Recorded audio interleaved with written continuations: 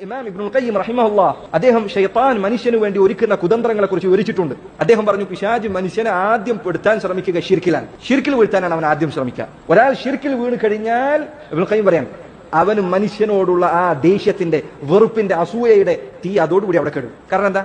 അവന്റെ ഉദ്ദേശം നടന്നു. ഒരാൾ ഷിർക്കിൽ വീണ് കഴിഞ്ഞാൽ അവൻ പിന്നെ ഇബ്ലീസ് ഇവന്റെ കാര്യത്തിൽ റാഹത്തിലാണ്. അതുകൊണ്ടാണ് യഹൂദന്മാർ അവർ ഇബ്നു അബ്ബാസ് റളിയല്ലാഹു അൻഹു അദ്ദേഹത്തിന്റെ അരികിൽ വന്നുകൊണ്ട് പറഞ്ഞു, ഇബ്നു അബ്ബാസ്, നിങ്ങൾ ഇങ്ങനെ ഇടയ്ക്കിടയ്ക്ക് വസ്വാസിനെ കുറിച്ച് പറയുന്നത് കാണുന്നുണ്ടല്ലോ, ഞങ്ങൾ എത്ര മാത്രമേ പറഞ്ഞു, ഞങ്ങൾക്കൊരു വസ്വാസ് തോന്നാറില്ലല്ലോ. അപ്പോൾ ഇബ്നു അബ്ബാസ് അദ്ദേഹം പറഞ്ഞു എന്നാണ്, വമാലി ശൈത്താനി ശഅനുൻ ഫിൽ യഹൂദ്, യഹൂദരുടെ കാര്യത്തിൽ ഇബ്ലീസിന് എന്ത് പണിയാ ബാക്കിയുള്ളൂ. അപ്പോൾ ഷിർക്കിൽ ഒരാൾ വീണ് കഴിഞ്ഞാൽ അവന്റെ പതനം പൂർത്തിയായി.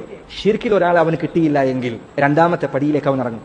ഏതാ രണ്ടാമത്തെ പടി? രണ്ടാമത്തെ പടി ബിദ്അത്തുകളുടെ പടിയാണ്. നമ്മൾ പലരും വിചാരിക്കുക ഹറാമുകളുടെ പടിയാണ്. അല്ല, ബിദ്അത്തുകളുടെ പടിയാണ്. രണ്ടാമത്തെ മാർഗ്ഗം ബിദ്അത്താണ്. ബിദ്അത്തിൽ ഒരാളെ വീഴ്ത്തിയാൽ ഒന്നല്ലെങ്കിൽ അവന്റെ ചുറ്റുമുള്ളവരെ നശിപ്പിച്ച് വലിയ ഒരു അപകടം തന്നെ ദീനിന് ഉണ്ടാക്കിയിട്ട് അവൻ മരിച്ചു പോകും. ബിദ്അത്തുകാർ പൊതുവെ മരിച്ചു പോകുന്ന സമയത്ത് അവരവസാനം തൗബ ചെയ്താൽ പോലും അവരുടെ പ്രവർത്തനം കൊണ്ടുണ്ടായ ഫിത്ന അവസാനിച്ചിട്ടുണ്ടാവില്ല.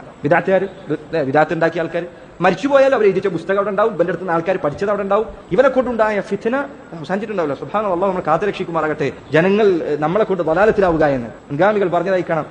ലോകത്തുള്ള എല്ലാ മനുഷ്യന്മാരെയും ഞാൻ കാരണം അള്ളാഹു ഹിദായത്തിലാക്കുകയും ഒരുത്തനെ ഞാൻ കാരണം അള്ളാഹു ദലാലത്തിലാക്കുകയും ചെയ്താൽ അതുകൊണ്ടുണ്ടാകുന്ന പ്രയാസം എന്തായിരിക്കുമെന്ന് ആലോചിക്കുമ്പോൾ എനിക്ക് ഭയം അത്ര കടുത്തതാണ്.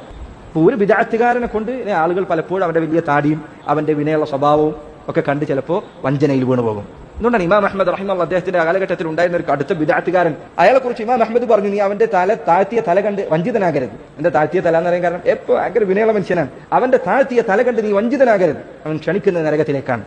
രണ്ടാമത്തെ പടി ബിദ്അത്തിന്റെ പടിയാണ്. മൂന്നാമത്തേത് കബായിറുകളാണ്, മുൻപാപങ്ങളാണ്. മാതാപിതാക്കളെ ഉപദ്രവിക്കുക, ധിക്കരിക്കുക, അതല്ലെങ്കിൽ വ്യഭിചാരം, മോഷണം, അല്ലാഹു കാത്തുരക്ഷിക്കുക, ഇങ്ങനത്തെ തിന്മകൾ, അതാണ് വൻപാപങ്ങൾ.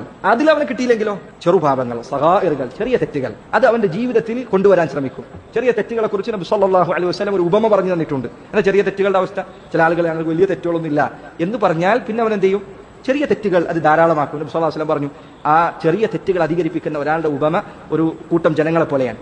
ഒരു സ്ഥലത്ത് തമ്പടിച്ചു, അപ്പൊ തണുപ്പുണ്ട്, തണുപ്പിൽ ചൂട് കായുന്നതിന് വേണ്ടി അവർ ഒപ്പമുള്ളവരോട് പറഞ്ഞു, നിങ്ങൾ പോയി വിറകുകൾ ശേഖരിക്കുക. ഓരോരുത്തരും ചെറിയ ചെറിയ മരക്കൊള്ളികളുമായി അവിടേക്ക് വന്നു. അവരതിന് തീ കൊളുത്തിയപ്പോൾ വലിയ ഒരു അഗ്നി അവിടെ ഉണ്ടായി. അതേപോലെയാണ് ചെറിയ തിന്മകൾ. ചെറിയ തിന്മകൾ ഇങ്ങനെ അധികരിച്ചു കൂടി വന്നു കഴിഞ്ഞാൽ ചിലപ്പോൾ അത് വൻപാപങ്ങളെ മറികടക്കും. അത്രയധികം ചെറുപാപങ്ങളായിട്ട് അത് അവസാനം എന്ത് ചെയ്യും? വൻപാപങ്ങളെ മറികടക്കും. അപ്പോൾ വൻപാപങ്ങളും ചെറുപാപങ്ങളും ഒരുമിച്ചെടുത്തതിന്റെ അവസ്ഥ എന്താ? അല്ലാഹു സുബ്ഹാനഹു വ തആല കാത്ത് രക്ഷിക്കുമാറാകട്ടെ. സഗായിറുകൾ, ചെറുപാപങ്ങൾ, അതിലും അവനെ വീഴ്ത്താൻ കഴിഞ്ഞില്ലെങ്കിൽ അവൻ ഈ മനുഷ്യനെ പിന്നെ അനുവദനീയമായ കാര്യങ്ങളിൽ കെട്ടിയിടും.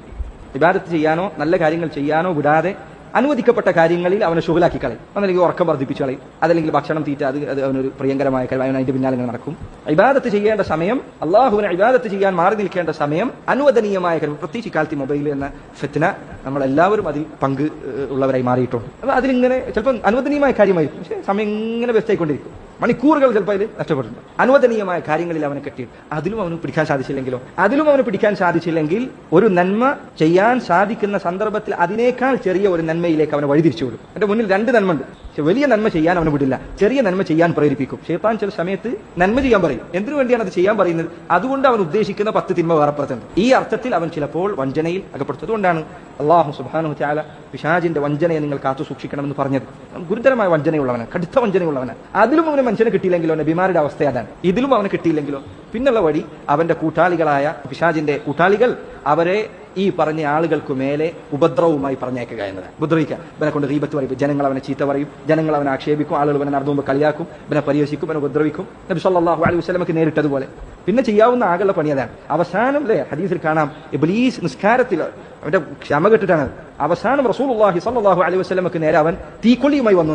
അവൻ തന്നെ ഉപദ്രവിക്കാൻ ഇറങ്ങി. നബി സല്ലല്ലാഹു അലൈഹി വസല്ലമയെ അല്ലാഹു സുബ്ഹാനഹു വ തആല അതിൽ നിന്ന് കാത്തുരക്ഷിക്കുകയാണ് ചെയ്യുന്നത്. അപ്പോൾ ഇബ്ലീസ് അവൻ മനുഷ്യനെ വടികേടിലാക്കാൻ നോക്കുന്ന വടികൾ ഇതാണ്.